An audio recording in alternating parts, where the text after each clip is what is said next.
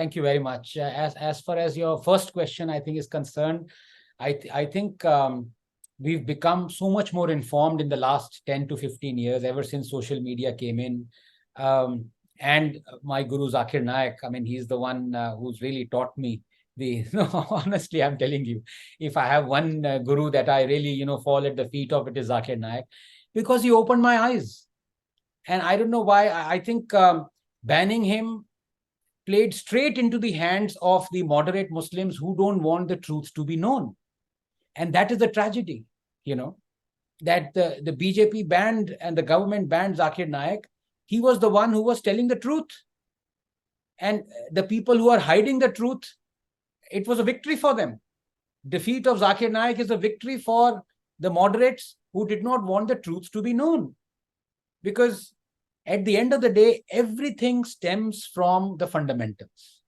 And as I say, that you snare the fundamentalists, but spare the fundamentals.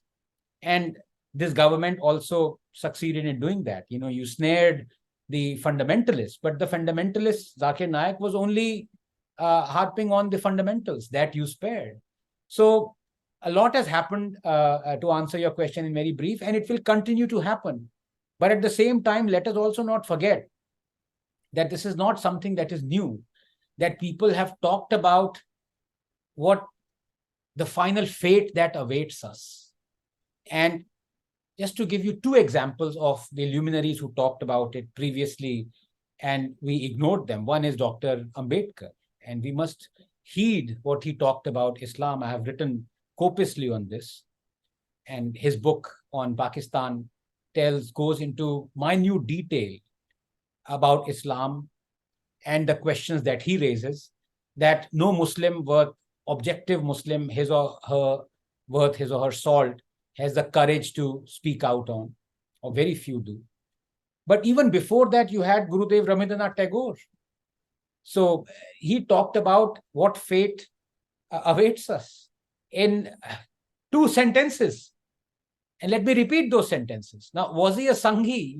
You can call me a Sanghi, all sorts of things, but are you going to call Rabindranath Tagore that? And I quote what he said. He said, there are only 2 religions on earth that are intent upon destroying every other religion. And those 2 are Christianity and Islam. And the only way for you to make peace with them is to embrace them. This is the fate that awaits us. Gurudev said this 130, 120 years ago. Nothing has changed. How can things change when things haven't changed for 1300 years? Everything is set in stone. So that is the fate. As far as your second question was concerned, I'm so sorry.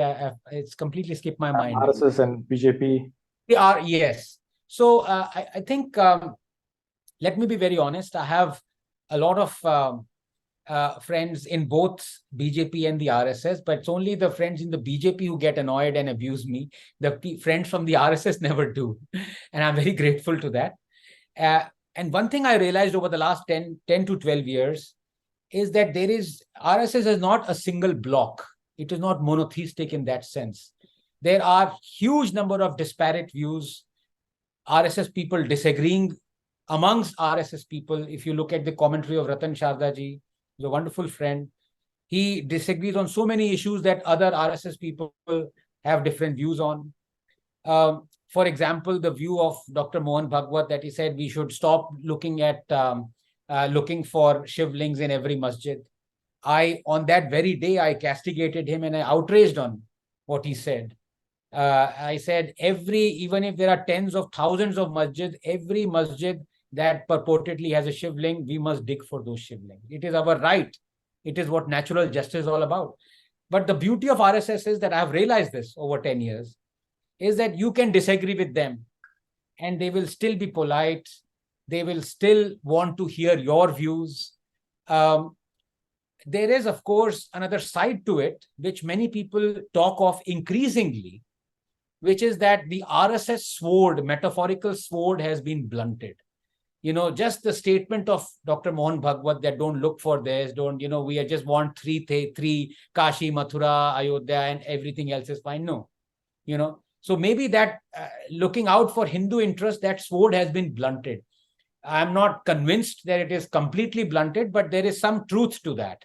that the RSS is not vociferously asking for the things that Hindus want this government to do. It should do it. If those things don't happen, that's another matter. If the Supreme Court comes in it and denies those things, that's another matter. But something like, for example, Places of Worship Act, I would have loved for the RSS to tell the government, abrogate it. Even if the government doesn't listen, that's another matter.